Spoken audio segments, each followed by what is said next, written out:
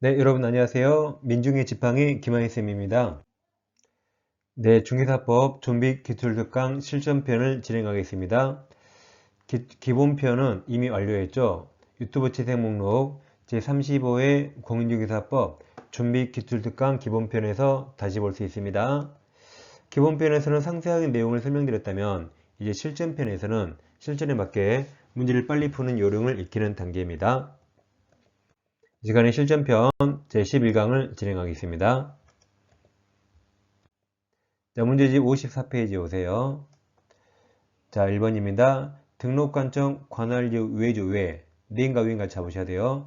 외의 지역으로 중개사무소를 이전합니다. 자, 틀린 걸 물어봤어요. 1번.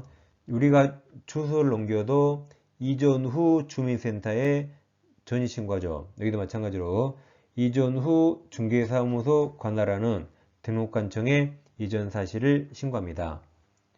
2번. 법인인 개공이 분사무소 이전할 때 분사무소는 무조건 주된 사무소죠. 이전 후 틀렸습니다. 주사무소 관할하는 등록관청에 신고합니다. 정답 2번입니다. 3번. 등록관청은 중개사무소 이전 신고 받은 때 그걸 협회가 통계를 뽑으라고 통보해 줍니다. 협회에 통보하는 거죠. 4번. 이전 신고 전에 발생한 사유로 인한 개공에 대한 행정처분은 이전 후 등록관청이 하죠. 이제 관할 지역 외의 지역으로 이전했잖아요.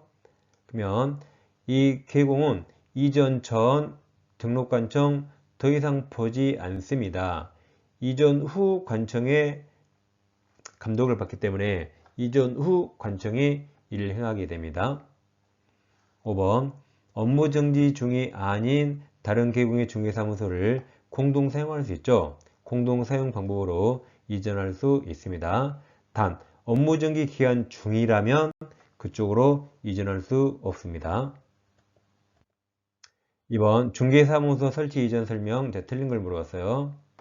1번 개공은 중개사무소로 개설 등록할 건물에 소유권을 받는 시 확보해야 된 건 아니죠.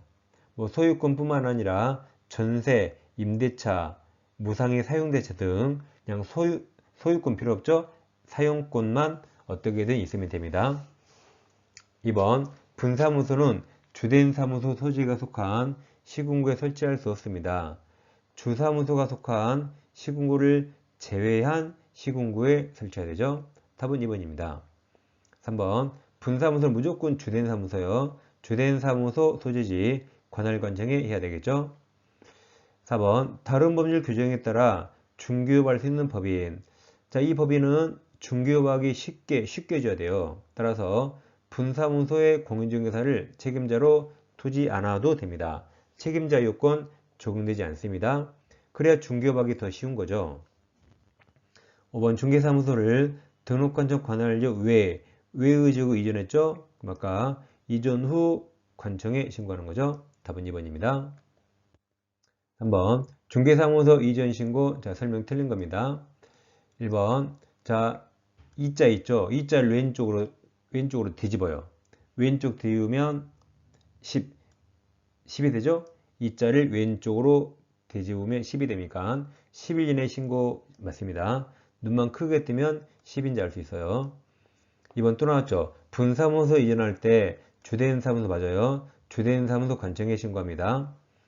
3번 분사무소 이전 신고하려는 법인인 개업공인사는 분사무소는 등록증이 없죠. 등록증이 아니라 설치 신고 확인서 이걸 첨부하겠죠. 답이 3번입니다. 4번 분사무소 이전 신고받은 등록관청. 이 등록관청은 주된 사무소 등록관청이죠. 이 사람 지체 없이 이전 전 및 후 맞아요. 이전 전 및 후 소지지 관할은 등록관청에게 통보해 줘야겠죠. 5번 중개사무소를 등록관청 관할지역 외의 지역으로 이전한 경우 이전 신고 전에 발생한 사유로 인한 개공에 대한 행정처분은 이전 후 관청이 합니다. 왜냐하면 이 사람은 이전 신고 전 등록관청 얼굴 볼 일 없죠. 이 사람은 이제 이전 후 등록관청이 감독하니까 행정처분도 이전 후 관청이 하게 됩니다. 그래서 서류 송부 절차가 있는 거죠. 답은 3번입니다. 자, 4번입니다. 이제 중개사무소를 등록관청 관할지역 외의 지역으로 이전하죠. 자, 틀린 겁니다. 1번 이전 신고 전에 발생한 사유로 인한 행정처분은 이전 전이 아니라 이전 후 관청해야죠. 왜냐하면 이 개공은 이전 신고했으니까 이전 전 등록관청은 더 이상 얼굴 볼 일이 없습니다. 이전 후 관청이 감독하니까 행정처분도 이전 후 관청이 합니다. 답은 1번입니다. 2번은 자, 이자 왼쪽으로 뒤집으면 십자가 돼요. 그래서 10일 이내에 다 신고합니다. 3번 주된 사무소 이전 신고도 이전 후 관청하죠. 자, 법인인 개공도 이전 후 관청해야죠. 다음 공인중개사인 개공도 이전 후에 합니다. 다만 분사무소만 이전 후가 아니라 주된 사무소 등록 관청이죠. 4번 주된 사무소 이전 신고서에는 중개사무소 등록증 필요하겠죠. 등록증과 건축물 대장에 기재된 건물에 중개사무소 확보할 경우 1일 증명 서류가 이게 중개사무소 확보 서류를 말하죠. 뭐 어려운 거 아니에요. 중개사무소 확보 증명서류 내야겠죠. 예를 들어 임대차 계약서 내야겠죠. 내 건물이라면 등기부를 내야겠죠.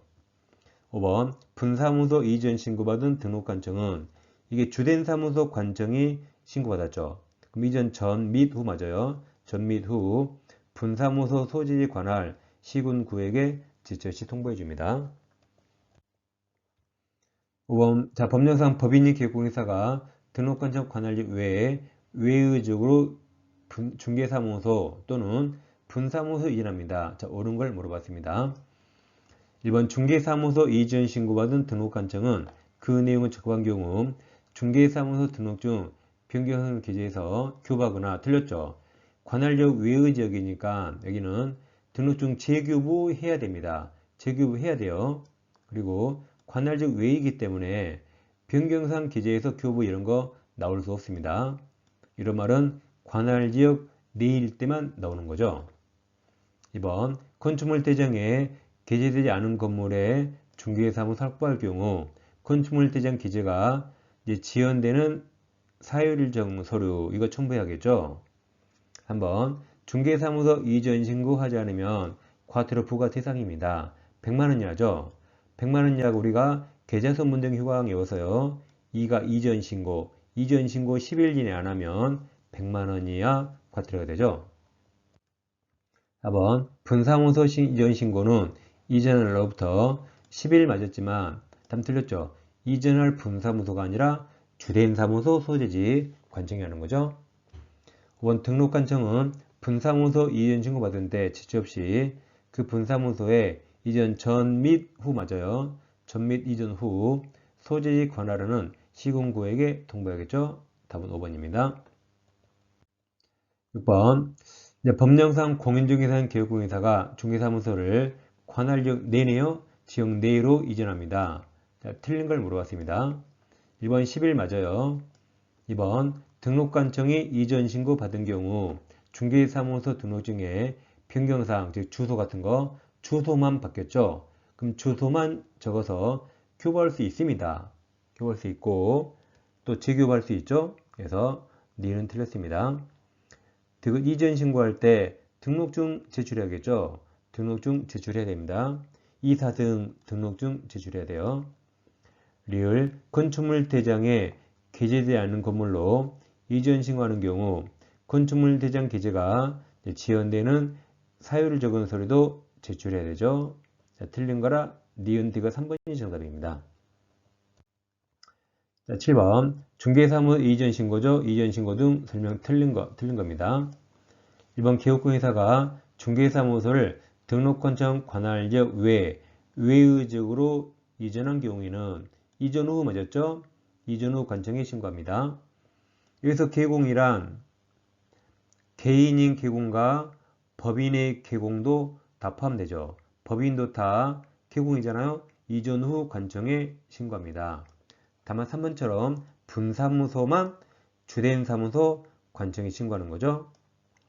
다음 2번 개공입 등록관청에 중개사무소 이전 사실 신고한 때 지체 없이 간판 철거해야 됩니다. 그럼 간판에 폐전등이 있어요.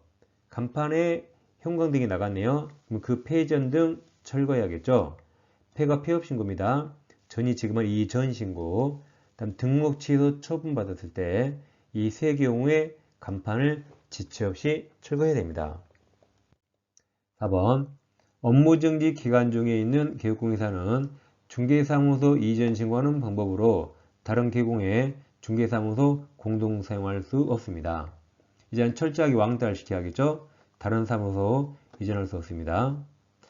5번 공인중개사인 개공이 중개사무소 이전 신고 제출한 때 등록증 첨부해야겠죠. 이사 등 등록증 첨부해야 됩니다. 등록증이 변경되잖아요. 답은 5번입니다. 중개사법 교재 도중이 있습니다. 지금 한 번에 끝내는 이론 강의 다 마쳤어요. 그 합격서가 있고 지금 하는 좀비 기출이 있습니다. 두 권을 동시에 구입하시면 할인 혜택이 있습니다. 아래 계좌번호 입금하시고 핸드폰 문자로 네 가지를 정확히 적어주세요. 특히 과목도 중개사법 적으시고 교재 이름까지 정확히 적어주시면 감사하겠습니다. 지금 오늘 하실 내용을 자세히 공부하시려면 왼쪽 영상 클릭하시면 기본편 11강을 아주 상세하게 공부할 수 있습니다. 그리고 이론 강의 계속 보셔야 돼요. 이론 강의 한 번 보는 거 아닙니다. 최소한 3번 이상 보셔야 돼요. 그리고 기출문제로 같이 병행하시면 가장 효율적으로 공부할 수 있습니다. 자, 저는 다음 시간에 뵙겠습니다. 감사합니다.